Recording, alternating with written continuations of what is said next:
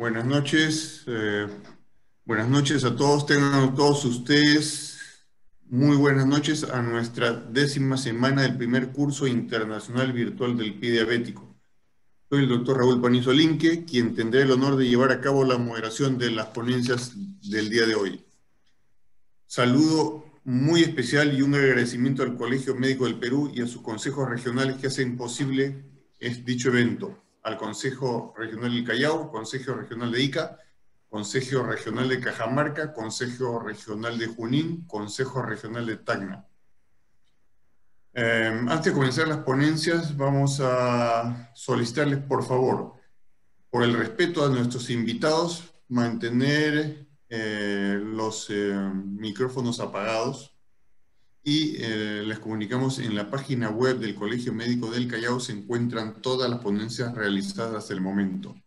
Las preguntas serán netamente escritas por vía chat y Facebook.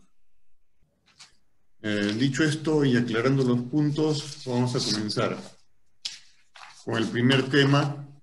El primer tema, el uso de la prostaglandina E1 en la enfermedad arterial periférica por la doctora Vanessa Rubio Escudero, ella es de México, cirujana cardiovascular. Tiene un extenso currículum que me demoraría mucho en mencionarlo, pero ha participado en el Congreso Internacional de Médicos Residentes desde el año 2005, 15ª Jornada de Médicos Residentes, primero Congreso de Actualización Médico-Quirúrgica en diciembre del 2006, Convención de Cirujanos Vasculares de Habla Hispana, Congresos Nacionales de Angiología y Cirugía Vascular en el 2008, tiene experiencia en lesiones complejas de miembros inferiores en los Congresos Nacionales de Angiología y Cirugía Vascular, Congreso de Cirugía Internacional de Actualización en Cirugía Endovascular, Barcelona, España, Congreso Internacional de la Asociación Mexicana en Cuidado Integral y Cicatrización de Heridas, y entre muchos otros temas que sería muy largo de mencionar. Doctora Vanessa Rubio, muy bienvenida y muchísimas gracias. La pantalla es toda suya. Adelante, por favor. Muchas gracias. Pues es un honor poder estar aquí a través de la distancia. Muchas gracias al Colegio de Médicos del Perú y también agradezco la invitación de Pint Pharma para participar con ustedes. Voy a presentar la prostaglandina E1 en isquemia con amenaza de amputación. Realmente es un tema interesante porque creo que nos da herramientas para el tratamiento de los pacientes en estos casos. Prácticamente, déjenme, vamos a seguir, creo que al estar inhabilitada no puedo continuar. Permítame un segundo. Tengo un problema con la pantalla. Ok.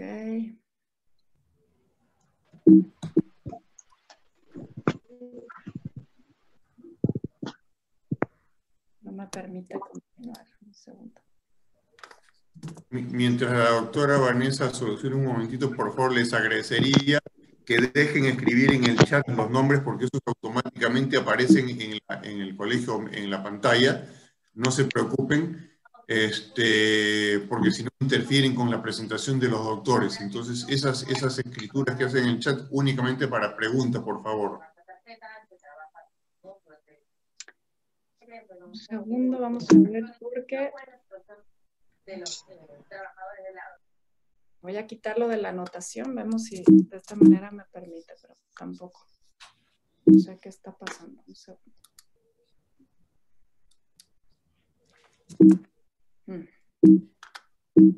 Si presionan la pantalla de la... Un segundo, dejé de compartir un momento. Voy a intentar nuevamente. Una disculpa, ¿eh? Vamos a ver si así funciona. De esta manera. Ok. Bueno. Así sí me permite. En general, como mencionaba, vamos a hablar de la prostaglandina. Y en general esta lo podemos entender como una herramienta más que tenemos para resolver los casos de isquemia en amenaza ya de amputación de nuestros pacientes. Y nuevamente no entiendo que, listo, ya está funcionando. Bueno, estos son mis conflictos de interés.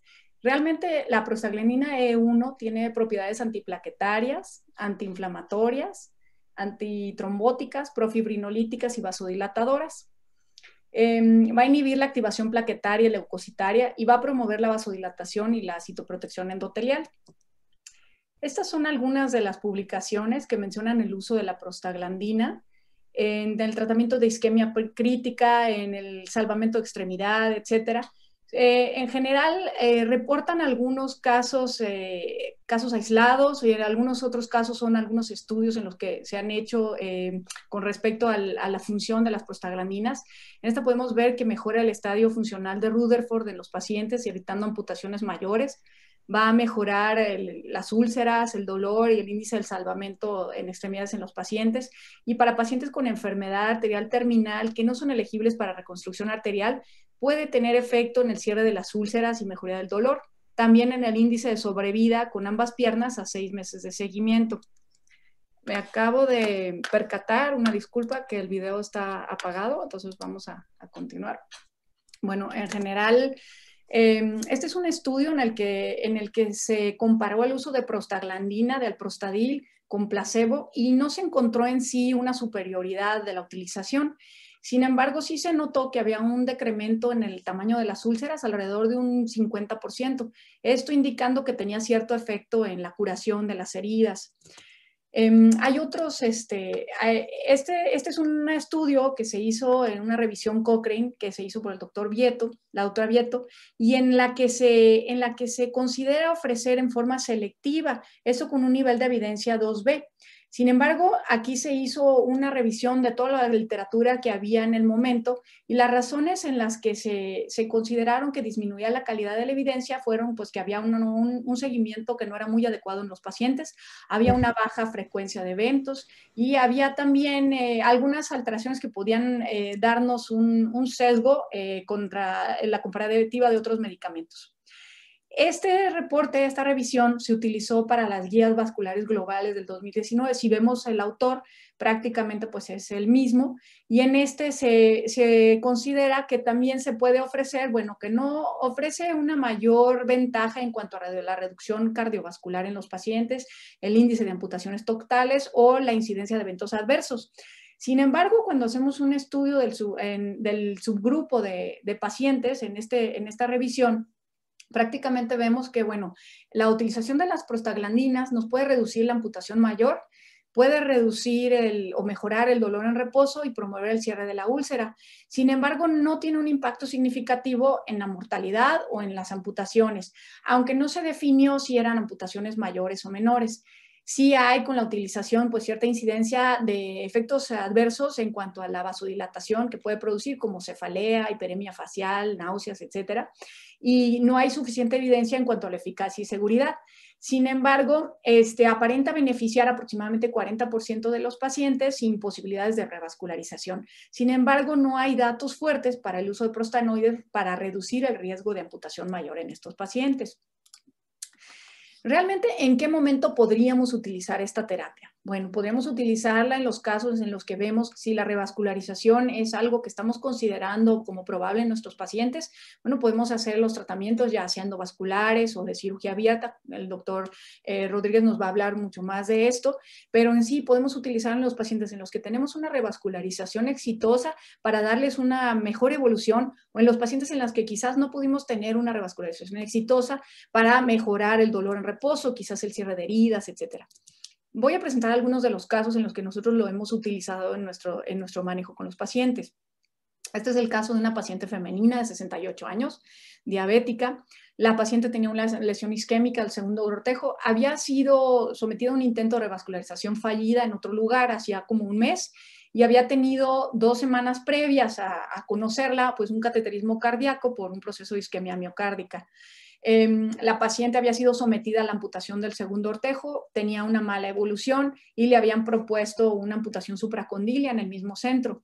Cuando llegó, la paciente tenía la creatinina de 2 y ausencia de flujo Doppler distal. Este es como muchos de los pacientes que nosotros vemos en la práctica clínica, que pues, supongo que deben de ser muy similares a los pacientes que ustedes observan. A esta paciente se le ofreció someterse a revascularización endovascular. Se hizo una punción anterógrada guiada con ultrasonido, ahí podemos ver en la región inguinal, y la paciente fue sometida a una angiografía con CO2, esto por la creatinina que presentaba, pues para tratar de mejorar el estado del riñón y no afectarlo tanto. Se utilizó una cantidad de contraste, pero mínima, en la cual podemos ver pues prácticamente que hay una enfermedad importante a nivel infragenicular y que tiene una obstrucción crónica con colateralidad importante en los vasos infrageniculares. Intentamos el avance inicial en forma anterógrada con dificultad al avance de la guía y posteriormente, pues como no podíamos cruzar, hicimos una punción retrógrada guiada con ultrasonido utilizando el set de micropunción y logramos recanalizar pues la arteria dorsal pedia y subiendo a través de la tibial anterior.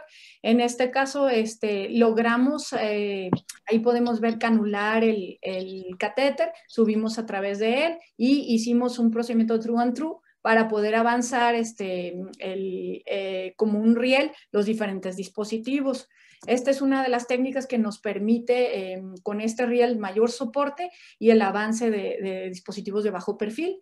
En este caso estamos haciendo la angioplastía de las arterias tibial, de la arteria tibial anterior con un balón largo que nos permite pues dilatar la arteria en esa zona y pues podemos observar la punción distal sí tiene un punto de hemorragia en la zona donde hicimos la punción, colocamos un balón para el sellado del sangrado en esa zona y posteriormente este es el control.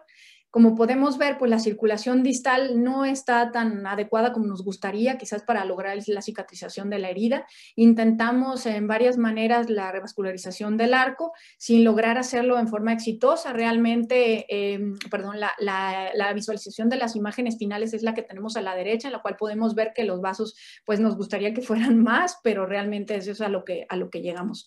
Con esto iniciamos la infusión de alprostadil intraarterial con el introductor que ya teníamos en la región inguinal de 20 microgramos y posteriormente por el proceso infeccioso que presentaba la paciente se hizo una amputación del segundo ortejo post-intervención y se manejó en conjunto el control de la creatinina y el control del proceso infeccioso de Enterococcus fecalis con Escherichia coli, con infectología y nefrología. Entonces, la paciente fue dada de alta, a su alta hospitalaria ya presentaba flujos Doppler distales por los 3 vasos, por la colateralidad que presentaba, y fue manejada con la prostaglandina durante 28 días, esto ya en infusión intravenosa, 60 microgramos por día, para pasar en 3 a 4 horas, y pues la utilización de antiagregantes plaquetarios también. Para la herida utilizamos terapia VAC y curación diaria de la zona. Se le colocó un parche de colágeno, se recambiaba cada 5 días y la herida evolucionó favorablemente. La paciente alcanzó pues el cierre de la herida y volvió a caminar y está en terapia de vigilancia y con antiagregantes plaquetarios, etc. Este es otro caso, es un paciente masculino de 84 años. El paciente tenía un dolor del miembro pélvico derecho de 2 semanas de evolución, hipertenso, diabético. El paciente había tenido un antecedente de sangrado de tubo digestivo alto y estaba con demencia senil, en silla de ruedas, tenía insuficiencia renal crónica y el paciente había presentado ya pues una úlcera con dolor en reposo. Había sido sometido por un proceso de una oclusión arterial aguda aparentemente hacía 3 meses a una embolectomía. El paciente era un exfumador y pues prácticamente sí tenía cierta limitación a la marcha. Ahí podemos ver pues las extremidades con lesiones por apoyo, etcétera. Y bueno, la extremidad estaba compensando parcialmente, los flujos distales disminuidos y el índice tobillo-brazo no compresible. El paciente tenía un ultrasonido Doppler en el cual reportaban trombosis de la arteria femoral superficial desde el tercio proximal, de la poplitea y la tibial posterior, un flujo lento y filiforme en las arterias infrageniculares y entonces fue sometido a anticoagulación inicial. Se le ofreció al paciente hacerle una angiografía con CO2 y la posibilidad de hacerle trombectomía farmacomecánica, angioplastía, stenting, etcétera, según lo requiriera. Entonces, este es el paciente ya anticoagulado. Pasa a quirófanos, inicia, bueno, algo de hidratación, siempre de rigor hacemos hidratación en los pacientes, y pasó la angiografía con CO2. Como podemos ver, presenta una aorta muy calcificada, bastante enfermedad proximal y un pulso débil a nivel femoral. El abordaje se hizo contralateral con dificultad por la angulación de la aorta y sin embargo pues se pudo colocar un introductor largo. Ahí estamos haciendo la angiografía con CO2 en la cual se puede ver que hay una obstrucción de la arteria femoral superficial en esa zona, prácticamente desde el origen hasta la trifurcación. Entonces intentamos nuevamente, con el avance de la guía, vemos la arteria muy calcificada, intentar cruzar, avanzamos hasta el canal de Hunter sin lograr cruzar distal. Entonces esto en forma anterógrada. Posteriormente pues intentamos hacer lo que habíamos mencionado ya con la otra paciente, intentamos un acceso retrógrado, sin embargo no nos fue posible cruzar la zona de la obstrucción y en este caso a pesar de múltiples intentos, pues decidimos mantener el paciente anticoagulado, lo antiagregamos, manejamos silostazol y la prostaglandina E1. El paciente se le manejó igual durante 28 días, 3 ámpulas de 20 microgramos y posteriormente estuvo en control. Esta es la evolución del paciente al mes y medio, la evolución pues posteriormente. Y como podemos ver, hay una progresión en el cierre de la herida un mes y medio después y en general pues con buena evolución a la cicatrización.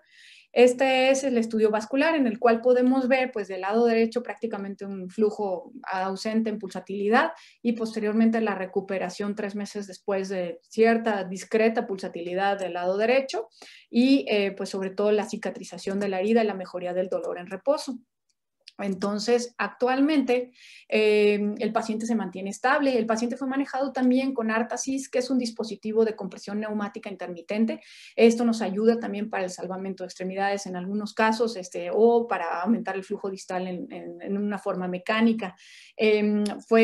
Continuó con el manejo médico de protección vascular y pues se mantiene en vigilancia por el médico tratante con buena evolución en general, sin presentar riesgo actualmente la extremidad de una isquemia. Esto es prácticamente a 2 años de esta intervención. Estos son algunos de los pacientes que solemos ver en consulta, pues pacientes de diferentes características, son pacientes, cada paciente pues es un individuo y podemos tener diferentes características de la lesión arterial, diferentes características y tamaños de las lesiones dérmicas, patrones distintos de lesión vascular, proximal, distal, aterosclerótica, trombótica, etcétera, y diferentes procedimientos de vascularización a los que son sometidos. Es conveniente, yo creo que individualizar cada caso y determinar los beneficios que podría tener el paciente de acuerdo a la mejor terapia que le podemos brindar para evitar las amputaciones y mejorar la calidad de vida de nuestros pacientes. Realmente estos son principalmente los casos isquémicos más comunes que solemos ver o asociados a los pacientes diabéticos. Sin embargo, en casos raros también podemos ver algunas de las aplicaciones que podemos tener de este medicamento. Este es un caso interesante de ergotismo. Esta es una fotografía en la que podemos valorar prácticamente, esta fotografía prácticamente se dio por un accidente con unas instrucciones de enfermería en la cual se le indicó a la enfermera que administrara en forma intraarterial el medicamento, sin embargo lo pasó en forma rápida y podemos ver la vasodilatación tan importante que tiene el medicamento con pues una sensación urente en el paciente. Entonces esto es muy visual en cuanto al efecto que tiene vasodilatador. Pero bueno, el caso que mencionábamos de ergotismo, esta es una paciente femenina de 53 años, fumadora, que presentaba migrañas frecuentes y usaba habitualmente Sidolid. Ella había sido referida por otro especialista para manejo, presentando dolor y debilidad de las extremidades inferiores de inicio progresivo, 72 horas de evolución. Este es el Sidolid, prácticamente está compuesto por ergotamina, cafeína y ácido acetilsalicílico. Provoca un vasoespasmo severo, prolongado, y el ergotismo es una entidad rara. En general, el 0.01% de los pacientes se asocia a la contaminación de la cebada por el Claviceps purpúrea, que es un hongo. Este es uno de los compuestos del ácido LSD, ¿no? Entonces, en sí provoca generalmente alucinaciones, vasoespasmo con dolor urente en las extremidades, etcétera. Y en la Edad Media se le conocía como el fuego de San Antonio. Prácticamente está descrito que provocaba que las extremidades se pusieran negras como el carbón, los pacientes se morían en forma miserable, sufrían perdiendo manos, brazos y pies, etcétera. Y esto era porque la gente pensaba que era una maldición, incluso, bueno, una cuestión religiosa. Entonces hacían peregrinaciones a otros lugares de Francia. Hay una capilla que se convirtió en simbólica de la peregrinación, porque los pacientes iban allí, como dejaban de comer el pan contaminado con este trigo, este cereal, pues se curaban, ¿no? Entonces atribuían a esto a la cuestión religiosa, la curación. Es interesante esta parte de la historia. Sin embargo, actualmente, pues esto ya no aparece en la alimentación en forma tan frecuente, sino más bien asociado a los medicamentos con ergotamínicos. Entonces, bueno, esta era la paciente, presentaba flujos Doppler lineales ausentes. Este es prácticamente el ingreso en urgencias. Podemos ver el pie caído derecho y tenía las extremidades frías, moteadas, en general dolor en reposo. Y esta es la angiografía, en la cual podemos ver un vasoespasmo severo con adelgazamiento de las arterias distales, prácticamente nulo flujo distal. Entonces se le colocó un catéter periférico para infusión y se inició con la terapia de vasodilatadores, prostaglandinas. Aquí podemos ver, pues en cuanto a la isquemia aguda de la extremidad, es una paciente la cual no tiene enfermedad vascular subyacente. Entonces el mejor manejo en estos casos, pues es el manejo médico con seguimiento. Algunos de los casos reporte de la literatura de ergotismo, pues prácticamente se asocia a reportes de casos en los cuales se puede ver que hay vasoespasmo que responde a las prostaglandinas o los vasodilatadores como tal. Son casos aislados. Y generalmente el gold estándar para el diagnóstico, para descartar una enfermedad arterial periférica, pues es angiografía. En los casos en los que se sospecha el ergotismo, pues es suspender la causa, y se recomiendan los medicamentos vasoactivos, vasodilatadores, como derivados de nitroglicerina, antagonistas de canales de calcio, los prostanoides. Y aquí podemos ver algunos de los pacientes con una enfermedad como la de la paciente, en la cual se observa un adelgazamiento de las arterias distales con ausencia de flujo distal. Y bueno, esta paciente fue manejada con anticoagulación, se le dio prostaglandina intraarterial, 60 microgramos, unas 4 horas en forma inicial, esto para evitar el efecto vasodilatador tan importante con caída de la presión arterial, cefalea, etcétera. Y fue manejada con antiagregantes plaquetarios y lostazol. Posteriormente continuó el manejo con la prostaglandina intravenosa durante 28 días y a las 24 horas ya presentaba mejoría en la temperatura, 48 horas después ya presentaba un flujo Doppler lineal en tibial posterior audible y fue dada de alta para continuar la vigilancia. Esta es la evolución a 10 días en la cual podemos ver recuperación del color de la piel, mejoría en la temperatura, presentaba limitación a la movilidad, por lo que se inició terapia de rehabilitación. Este es el estudio vascular un mes después, en la cual vemos que prácticamente presenta pues, un índice tobillo-brazo normal con recuperación de los flujos distales bifásicos. A los 4 meses persiste cierta lesión neurológica con neuropatía sensitivo-motora del lado derecho sobre todo. Y pues esta persiste a través de los meses, fue recuperando cierta movilidad. Sin embargo, como podemos ver, pues prácticamente 2 años después de la intervención, la paciente queda con un dedo en garra, cierta limitación al movimiento, pero prácticamente esa es la secuela principal, camina normalmente y en general pues se recuperó casi en forma completa de esta evolución. El dedo en garra es su secuela principal. Bueno, estos son de los reportes de caso que habíamos mencionado, prácticamente son pacientes jóvenes de sexo indistinto y en los cuales podemos ver que prácticamente pues, responden a las soluciones vasodilatadoras y a las anticoagulantes. Entonces, este es pues, un caso interesante de la aplicación que puede tener la prostaglandina y este es otro de los casos que me pareció interesante en general que se puede aplicar a la práctica regular que podemos tener. Este es un paciente masculino, el cual 30 años de edad había presentado un accidente de motocicleta con luxación de la rodilla. Es un habitual consumidor de cocaína, fumador. Había tenido 2 cirugías previas por otro especialista, por la oclusión arterial aguda de la extremidad. Se le había hecho una embolectomía y el paciente había tenido, fueron varios procedimientos, 2 cirugías, embolectomía anterógrada, retrógrada, fasciotomías. Aparentemente reportaban en el reporte quirúrgico fijación de la íntima, por lo que se desconoce si había habido pues, una disección probable en la arteria. El paciente evolucionaba en forma tórpida, se pidió una interconsulta. Y al valorarlo presentaba sobre anticoagulación, aparentemente por un error en enfermería, estaba con 250,000 unidades de heparina para 24 horas en vez de 25,000, y el paciente presentaba múltiples hemorragias por heridas quirúrgicas, flictemas, un síndrome compartimental. Fue sometido a interconsulta por hematología, quien controló los tiempos de coagulación, y el paciente pasó a intervención.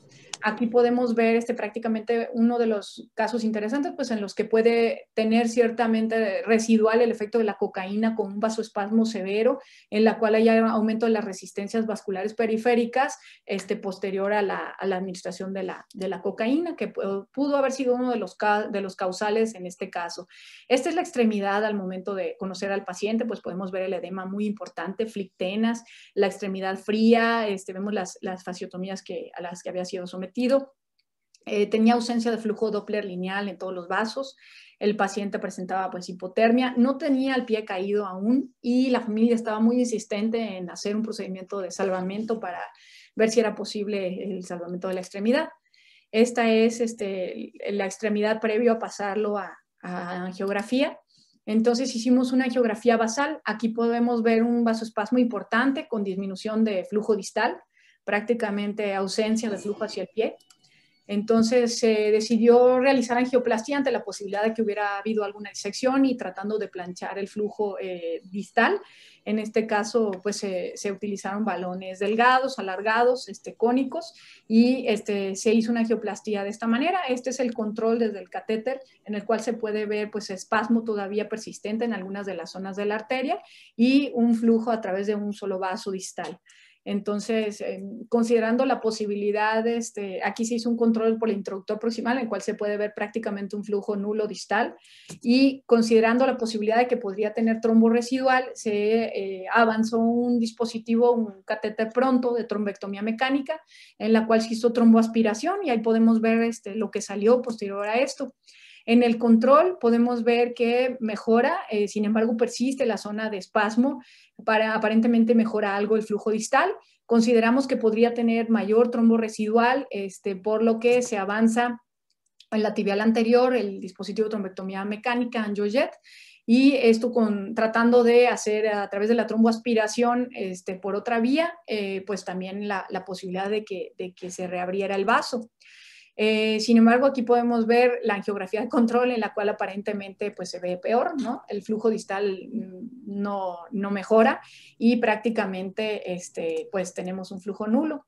Ante este efecto de vasoespasmo severo con obstrucción distal, a pesar de angioplastías múltiples, de la trombectomía, el uso del AngioJet, el pronto, etcétera, se decide la infusión de prostaglandinas, igual 60 microgramos, al tener el introductor arterial se colocan en ese momento, y posteriormente continuó la terapia con la terapia intravenosa y manejo de heparina y clopidogrel. Este es el paciente en terapia intensiva, en el cual podemos ver pues, la evolución de la pierna se ve bastante similar. Y se solicitó una interconsulta a infectología por la posibilidad de que ya trajera una infección en esas heridas, y también a cirugía plástica para el apoyo en general de las fasciotomías y la evolución de las heridas posterior a las mismas. Entonces, esta es la intervención de cirugía plástica con las fasciotomías amplias, en las que entraron ellos, posteriormente pues un aseo importante de las mismas, y el paciente fue dado de alta, se mantuvo con clopidogrel, rivaroxaban, presentaba mejoría de los flujos distales, y en la valoración en el consultorio prácticamente unos 3 meses después, esta es la extremidad, ya con cicatrización por injertos, etcétera, que había manejado cirugía plástica, y pues vemos las presiones, prácticamente el índice tobillo-brazo se recuperó, un índice normal posterior a esto, y con buena evolución. Esto es unos 6 meses después de esta consulta, unos meses después, en la cual podemos ver que los flujos persisten bastante mejor que en un inicio lo que se consideraba, y los índices se mantienen normales. La cita de control prácticamente 1 año después de la intervención, en la cual se recuperaron los flujos distales, y el paciente, este es el paciente prácticamente 1 año después de la intervención, en la cual se mantiene pues en rehabilitación y con una extremidad pues funcional relativamente contra lo que estaba pues predispuesto a la pérdida de la misma. Entonces, lo que queremos lograr es evitar las amputaciones. Esta es una anécdota interesante de la historia en la que Lister en 1847 practicó una amputación tan rápido que la hizo en 28 segundos y fue tan rápida la cirugía que cortó no nada más la pierna del paciente, sino los dedos del asistente, y ambos fallecieron por septicemia y además un espectador murió por la impresión, lo que resultó en el procedimiento con mayor tasa de mortalidad en la historia, hasta un 300%, por lo que podemos ver que las amputaciones provocan pues un índice de mortalidad bastante alto. Para la utilización de la prostaglandina E1 tenemos que hacer una adecuada selección del paciente y es una medida coadyuvante, es una herramienta que podemos utilizar además de lo que ya tenemos para el salvamento de la extremidad en los pacientes en los que ya tienen una inminente pérdida de la extremidad. Yo creo que hay que entender que son pacientes que están condenados a la amputación y que podemos hacer utilización de estas terapias previo a esto, muchas veces logrando el salvamento de la misma. Tiene un nivel de evidencia bajo, por lo que sí se debe de individualizar cada caso. Muchas gracias. Bueno, este es un paisaje agavero de mi estado. Y pues les agradezco mucho la invitación. Muchísimas gracias, doctora Vanessa Rubio, por su excelente exposición.